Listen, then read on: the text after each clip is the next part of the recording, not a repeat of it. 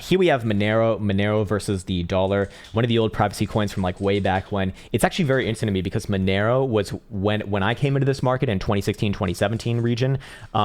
This was like one of the first coins other than Bitcoin that was presented to me as being like legitimate, right?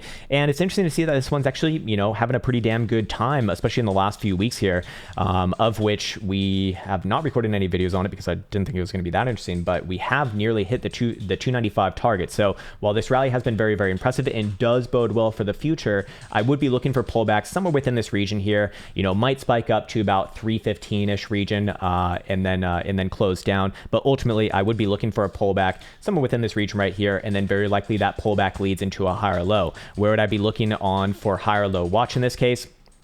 Anywhere between 250 and 240 would be fair game. If this one is like extremely strong, then 260, but I don't think that that's what we're looking at right now. I would feel a lot more comfortable looking for a higher low, somewhere between about 250 and 240 in the coming weeks to follow, and then another try towards the upside. As far as the higher term timeframes go, like the weekly, again, in the short term, among the best charts in cryptocurrency land right now as it shows relative strength. Weekly RSI getting back in the bullish control zone for the first time since, freshly for the first time since July of 2020. And this is on very, I wouldn't say low volatility, but expanding volatility. So the move is in operation right now, which is good. And also weekly Jewel, I mean, obviously this one, like this, I mean, it's not really relevant for right now, but this signal was like born in middle of March. So more than a month ago now. But ultimately, I do expect that this one does trade higher, probably into the next coming months. If we look at the monthly, pretty damn good here. I wouldn't be surprised to see this one take a leg up towards 350, maybe even 420. Great number as well in the coming months, perhaps over the summer. But for right now, I think this one is very close to putting in a short-term local high. We have not seen extremes just yet on daily BBWP, so that's what makes me think that we have one more grind towards new highs on this rally, somewhere between, again, about 295 to 315. I understand that is a big range, but have to kind of be leaning on some like this that has been showing relative strength. 4 hours suggest one more move to the upside in the short term. It's trending right now. It's pretty damn good.